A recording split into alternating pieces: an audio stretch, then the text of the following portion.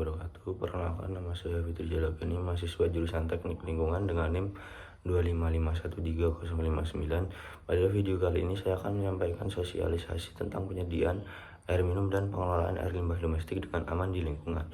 Tujuan dari sosialisasi ini agar masyarakat dapat mengelola air dengan baik, mengelola air limbah dengan benar, dan masyarakat dapat mengetahui kualitas air. Untuk lokasi sosialisasi ini berada di wilayah semi rural, yaitu pinggiran perkotaan, karena di wilayah ini belum tersedia jaringan air minum dengan perpipaan maupun jaringan air limbah terpusat. Setiap rumah yang ada di pemukiman ini memiliki tipe rumah yang permanen, yang memiliki ketahanan rumah yang sangat kokoh dan dirancang untuk tahan lama. Dan juga tiap rumah di pemukiman ini masih memiliki halaman dengan kepadatan penduduk yang tidak tergolong tinggi. Sumber air minum yang biasanya masyarakat gunakan pada pemukiman ini masih menggunakan air yang berasal dari sumur-sumur.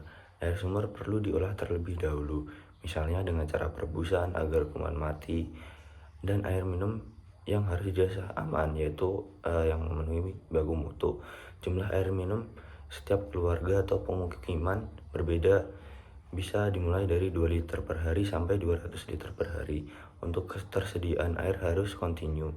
Jika tidak memiliki ketersediaan air, maka masyarakat harus mencari dengan mementingkan aspek keterjangkauan, harga, dan juga akses atau jalan.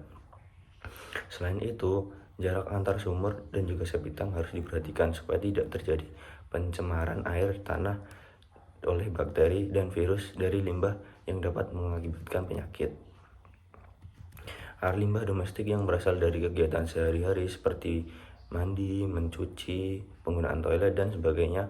Karena belum ada jaringan sewer, jaringan yang mengalirkan limbah domestik untuk ke tempat pengelolaan limbah, maka pengelolaan limbah dilakukan secara individu yang langsung dialirkan ke septic tank di rumah masing-masing.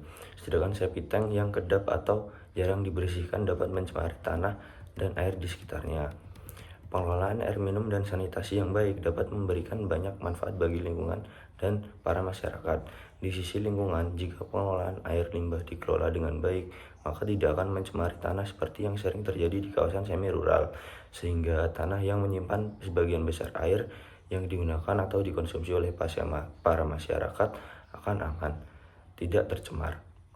Air minum dan air limbah yang kurang dikelola dengan baik dapat mengakibatkan pencemaran lingkungan yang dapat menyebabkan penurunan kualitas lingkungan. Dampak dari pengelolaan yang kurang baik kepada manusia adalah meningkatnya resiko terkena racun atau penyakit yang bersumber dari air, di antaranya adalah penyakit kulit, diare, dan demam, dan sebagainya.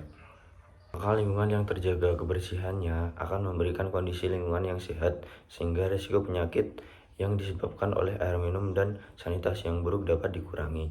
Selain berdampak pada kesehatan, pengelolaan air dan sanitasi juga memiliki potensi ekonomi di bidang teknik lingkungan.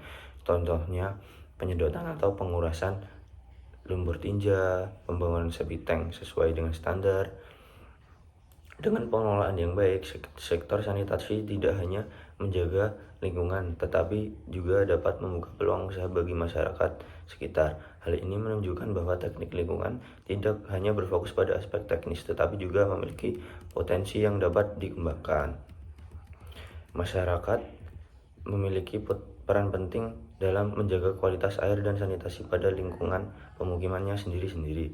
Yang dapat dilakukan antara lain mengelola air minum dengan benar dan merawat septic tank secara berkala, misalnya melakukan penyedotan setiap 3-5 tahun sekali dan tidak membuang air limbah secara sembarangan ke pemukiman. Dengan penyediaan air minum yang aman dan pengelolaan air limbah dengan baik, maka air yang dihasilkan akan menjadi lebih sehat dan aman dikonsumsi, serta lingkungan akan menjadi lebih sehat. Melalui sosialisasi ini diharapkan kesadaran akan pentingnya sanitasi dan air bersih akan semakin meningkat. Cukup sekian dari saya. Bila ada kurang lebihnya saya mohon maaf. Wassalamualaikum warahmatullahi wabarakatuh.